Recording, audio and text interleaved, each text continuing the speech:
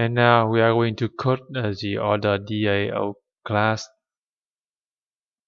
that provides basic database related functionalities which will be reused by other classes in the project.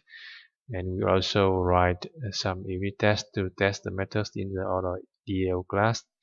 This is a class design, class diagram for the OrderDAO class. You see the OrderDAO class here. It implements the generic DAO interface, and so firstly we implement the basic methods like create, update, get, delete, list all, and count.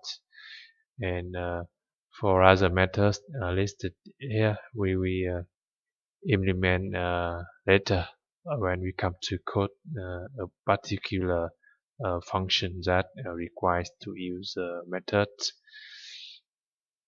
And for testing, we use the unit. We create the unit test case class or a DL test with various test methods: test create order, test update order, test get order, and so on.